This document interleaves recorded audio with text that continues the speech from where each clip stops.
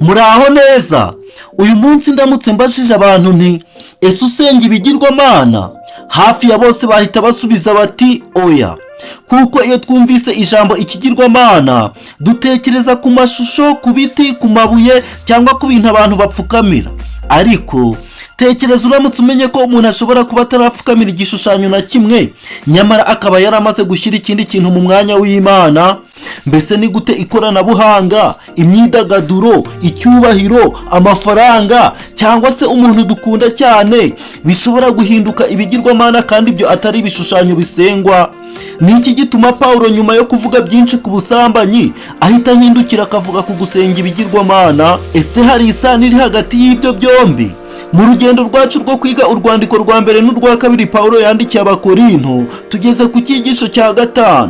Ni icyigisho kivuga ngo mukorere byose guhimbaza Imana.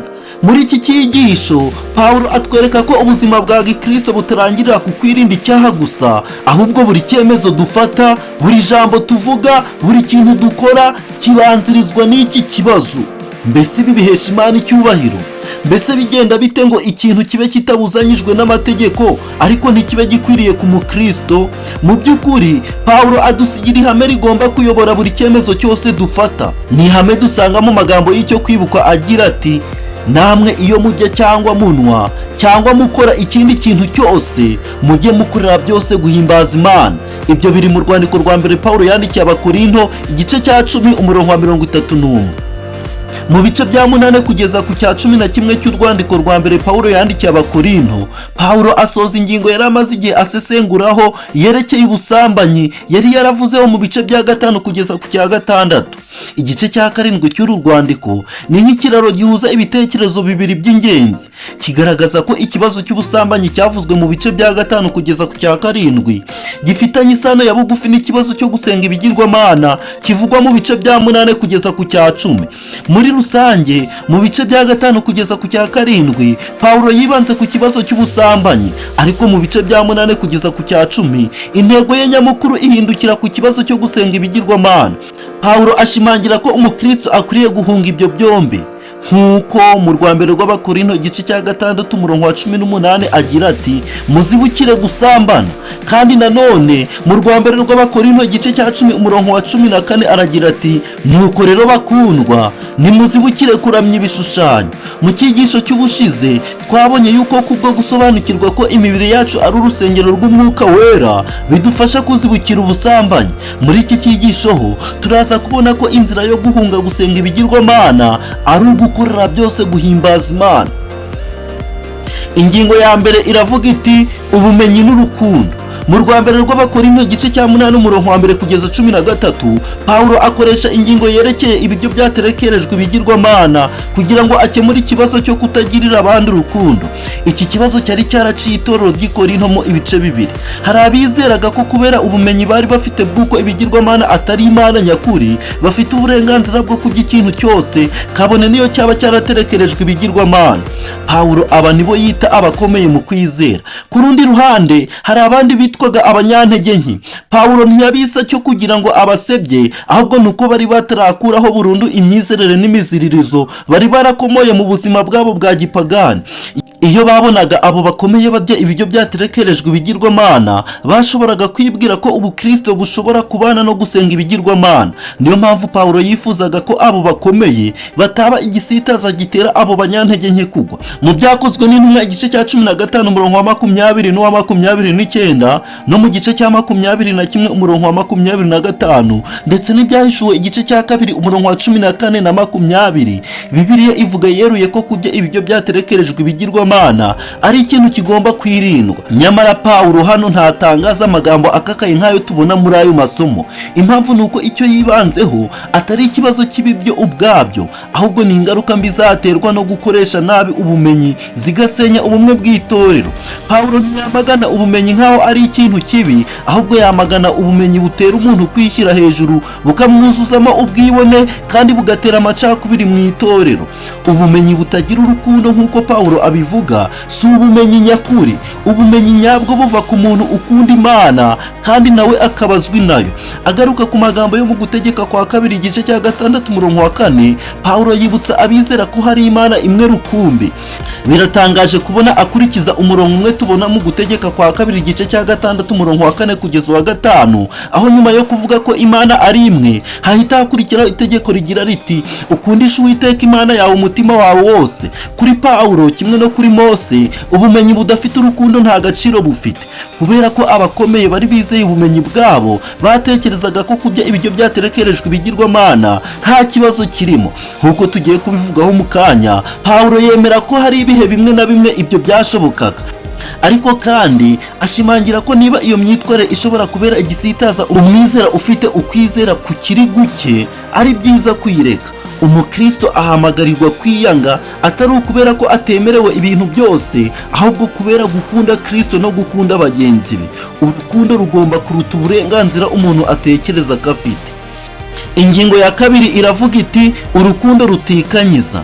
Iyo tuvuze urukundo rutikanyiza, ni urukundo rwiyanga. Mu rwambere rw'Abakorinto igice cya 9 umurongo wa 1 kugeza wa 6, urebye bwa mbere umuntu ashobora gutekereza ko uburyo Pawulo yiregura ku byerekeye ubutumwa bwe nk'intumwa ntaho buhuriye n'ibiganiro yari amaze kugirana n'Abakorinto ku birebana n'ubumenyi n'urukundo. Ariko tugomba kwibuka ko Bibiliya itanditswe mu buryo bw'ibice n'imirongo nk'uko tuyisoma uyu munsi. Ibyo Pawulo yigisha mu gice cya 9 bifitanye isano ya hafi n'ibyo yari amaze kuvuga. Mu by'ukuri urwambere rw'Abakorinto igice cya 9 ni urugero rufatika rwerekana uko urukundo nyarwo rwiyanga rukora. Pawulo agaragaza ko urukundo akunda Kristo n'itorero rwamuteye kwemera kureka uburenganzira yari afite kugira ngo adashyira inzitizi ku butumwa bwiza. Bimwe muri ibyo bintu yigomwe, icya mbere ni ukujya no kunywa nk'uko tubibona mu rwambere rw'Abakorinto igice cya 9 umurongo wa 4. Aha Pawulo ntiyavugaga gusa ibyo kurya n'ibinyobwa. Iyi mvugo isobanura ubufasha bw'ibintu umuntu akenera kugira ngo abeho.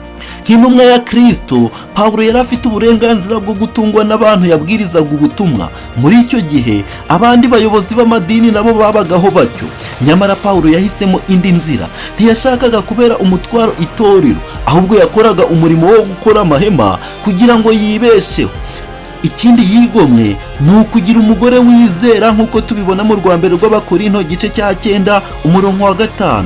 Intumwa yashoboraga kujyana n'umugore wayo mu rugendo rw'ivugabutumwa kandi itorero rikabafasha mu mibereho yabo. Bibiliya itanga urugero rwa Priskila na Akwila nk'uko tubibona mu Baroma igice cya 16 umurongo wa 3, ndetse na Andironiko na Yuniya nk'uko tubibona mu Baroma igice cya 16 umurongo wa 7.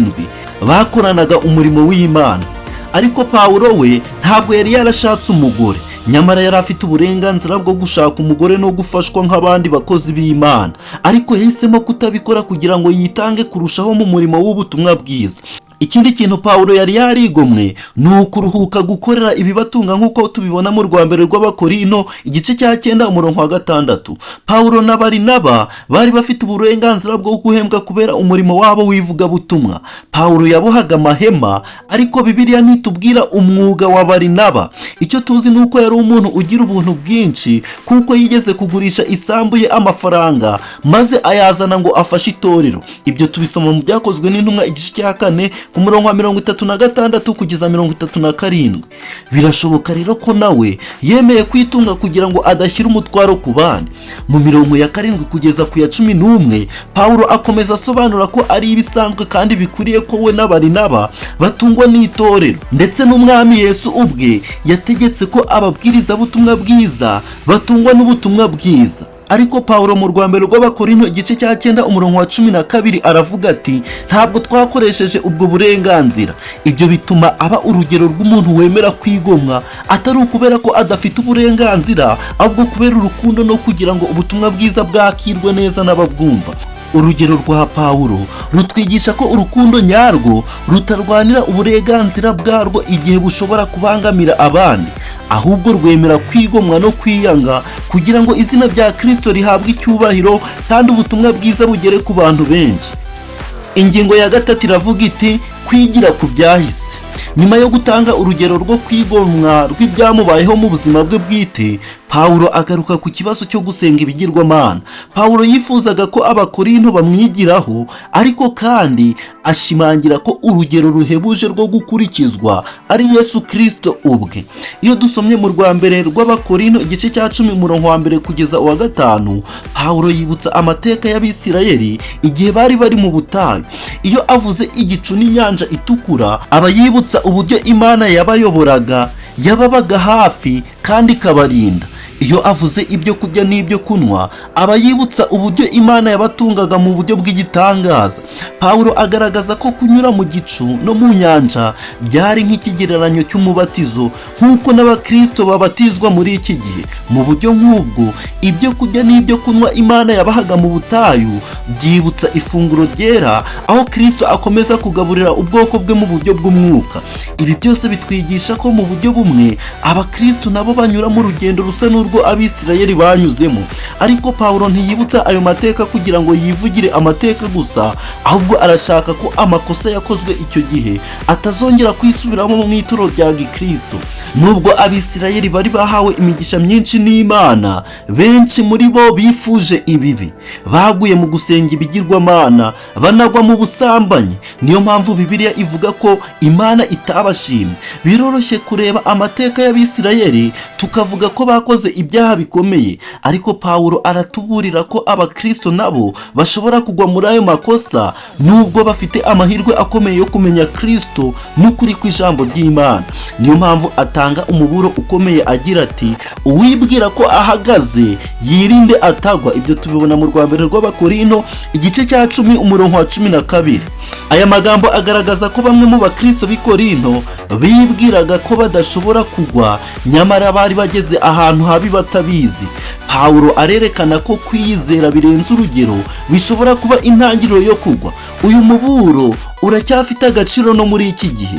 Ntidukwiriye kwibwira ko imyaka tumaze mu itorero, ubumenyi bwa Bibiliya cyangwa inshingano dufite mu murimo w'Imana byatubuza kugwa. Ahubwo buri munsi dukwiriye kugendera mu kwicisha bugufi no kwishingikiriza ku mbaraga z'Imana. Ingingo ya 4 iravuga iti, umuburo wo kwirinda gusenga ibigirwamana. Mu rwa mbere rw'Abakorinto igice cya 10 umurongo wa 14 kugeza 22, Pawulo agaruka ku ngingo yari amaze iminsi asesengura, ibiryo byaterekerejwe ibigirwamana. Muri iki gihe ikibazo gishobora gusa n'ikitagaragara mu mico myinshi, ariko mu gihe cya Pawulo cyari ikibazo gikomeye cyahangayikishaga itorero. Mu nsengero z'abapagani, iyo batambiraga ibigirwamana amatungo, igice cy'inyamaswa cyahabwaga abatambyi bakoreraga muri izo nsengero. Abo batambyi nabo bakagurisha izo nyama ku masoko. Kubera ko zitatandukanwaga n'izindi nyama zagurishwaga, Umukristo yashoboraga kuzigura atabizi. Pawulo yigisha ko nta cyaha cyabaga kirimo iyo Umukristo yaguraga izo nyama akazirira iwe mu rugo. Ariko kandi Pawulo ashyiraho umurongo ntarengwa. Kwinjira mu nsengero z'abapagani no kwifatanya nabo mu mihango yabo yo gusenga byari bibujijwe burundu ku Bakristo. Impamvu Pawulo atanga irasobanutse. Kugira uruhare mu mihango y'abapagani bihwanye no kugirana ubumwe n'abadayimoni, nk'uko kujya ku meza y'umwami bihwanye no kugirana ubumwe na Kristo. Niyo mpamvu atangaza amagambo akomeye agira ati, ntibishoboka ko munywera ku gikombe cy'umwami wacu kandi ngo munywere ku gikombe cy'abadayimoni. Ntimushobora gusangira ibyo ku meza y'umwami wacu n'ibyo ku meza y'abadayimoni. Ibyo tubibona mu rwandiko rwa mbere yandikiye Abakorinto igice cya 10 umurongo wa 21. Aya magambo ahura neza nayo Yesu yavuze muri Matayo igice cya 6 umurongo wa 24 agira ati, ntawe ukeza abami babiri. Pawulo atwigisha ko Imana ishaka ubudahemuka busesuye. Niyo mpamvu avuga ko gusenga ibigirwamana bitera Imana ishyari, kuko Imana yifuza ko abantu bayo bayikunda byuzuye, batayibangikanya n'ikindi kintu icyo ari cyo cyose. Kugira ngo ibyo bitabaho, Pawulo yibutsa ihame rikomeye rishingiye ku magambo yo mu gutegeka kwa 2 igice cya 6 umurongo wa 4 kugeza uwa 5. Haravuga hati, umva wa bwoko bw'Abisirayeli we, Uwiteka Imana yacu ni Uwiteka wenyine. Ukundisha Uwiteka Imana yawe umutima wawe wose n'ubugingo bwawe bwose n'imbaraga zawe zose. Nyuma yaho Yesu we yongeyeho irindi tegeko ridatandukanye n'ibyo. Muri Mariko igice cya 12 umurongo wa 31 yongeyeho ati ukunde mugenzi wawe nk'uko wikunda. Iyo umuntu akunda Imana atizigamye kandi agakunda na mugenzi we, aba afite urukingo rukomeye rumurinda gusenga ibigirwamana.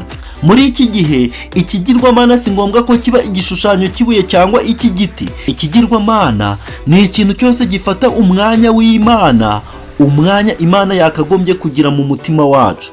Gishobora kuba amafaranga, akazi, icyubahiro, ikoranabuhanga, imyidagaduro, ubucuruzi, imitungo cyangwa n'umuntu dukunda kurusha Imana. Ikintu cyose gituma urukundo dukwiye guha Imana rugabanyuka cyangwa kikadutandukanya nayo kiba gihindutse ikigirwamana. Ingingo ya 5 iravuga iti gutsinda gusenga ibigirwamana. Mu rwambere rw'Abakorinto igice cya 8 umurongo wa 1 kugeza wa 3, Pawulo yerekanye ko gukunda Imana ari bwo buryo bwizewe bwo kwirinda gusenga ibigirwamana. Mu rwambere rw'Abakorinto igice cya 10 umurongo wa 23 kugeza ku gice cya 11 umurongo wa 1, agaruka kuri iryo hame akarushaho kurisobanura no kurigaragaza mu buryo bufatika. Ku murongo wa 24 yaravuze ati ntihakagire umuntu wizirikana ubwe, ahubwo azirikane na mugenzi we. Aha Pawulo ahuza ibintu bibiri bidatandukana, gukunda Imana no gukunda mugenzi wawe. Ni nacyo Yesu ubwe yakoze igihe yasubizaga uwamubashije itegeko riruta yandi, nkuko tubibona muri Mariko igice cya 12 umurongo wa 28 kugeza 31. Yesu yahuje amategeko abiri akomeye kurusha yandi yose, gukunda Imana n'umutima wawe wose, n'ubugingo bwawe bwose, n'ubwenge bwawe bwose, n'imbaraga zawe zose. Ibya kabiri aravuga ati gukunda mugenzi wawe nk'uko wikunda. Aya mategeko yombi niyo shingiro ry'ubuzima bw'umukristo. Iryo hame kandi rigaragara mu nkuru y'umusore w'umukire.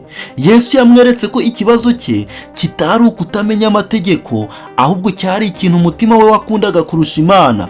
Nubwo uwo musore yavuze ko yubahirizaga amategeko, umutima we wari warigaruriwe n'ubutunzi bwe.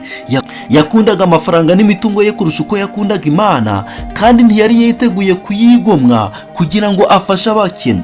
Mu yandi magambo, ubutunzi bwe bwari bwarahindutse ikigirwamana. Pawulo yubakira kuri iyo nyigisho ya Yesu, akerekana ko ihame ryo gukunda Imana no gukunda mugenzi wawe rigomba no kuyobora imyanzuro dufata mu bibazo byacu bya buri munsi. Hari ibintu bishobora kuba byemewe ariko ntibibe bifitiye abandi umumaro cyangwa ngo bibubake mu kwizera, kuko bishobora gukomeretsa umutimanama wabo. Muri bene ibyo bihe, Pawulo asaba umukristo kutareba gusa uburenganzira bwe, ahubwo akabanza gutekereza ku ngaruka ibikorwa bye bishobora kugira ku bandi.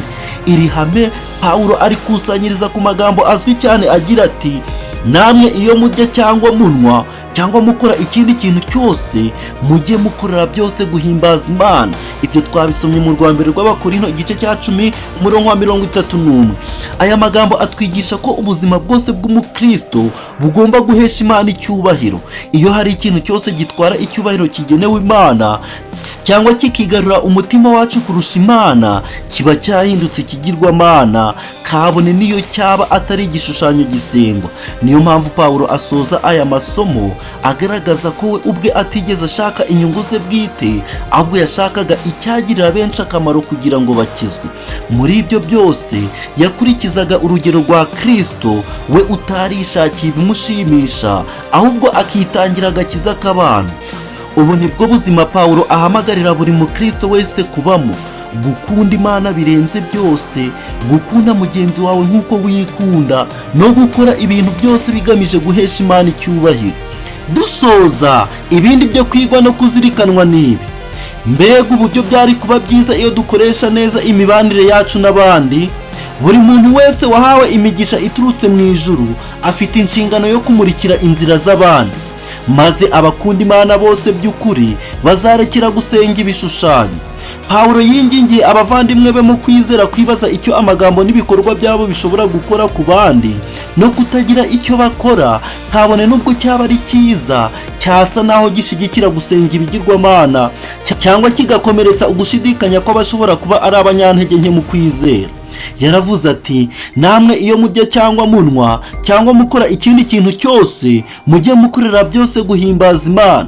Amagambo y'imbuzi y'intumwa Pawulo yabwiye itorero ry'Ikorinto ni ay'ibihe byose, kandi by'umwihariko aratureba muri iki gihe cyacu. Igihe yavugaga ibyo gusenga ibigirwamana, ntibyari bisobanuye kubiramya gusa, kwiyitaho gusa, gukunda ibinezeza, gutwarwa n'umururumba n'irari.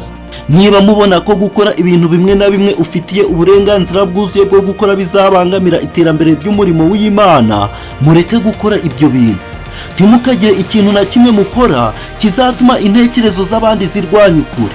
Ibintu byose bishobora kuba byemewe, ariko siko byose bikwiriye kandi ngo bibe bigira icyo byungura. Reka nsoze mbifuriza guhanga amaso yacu kuri Kristo, kugira ngo ibyo dukora byose biheshe Imana icyubahiro.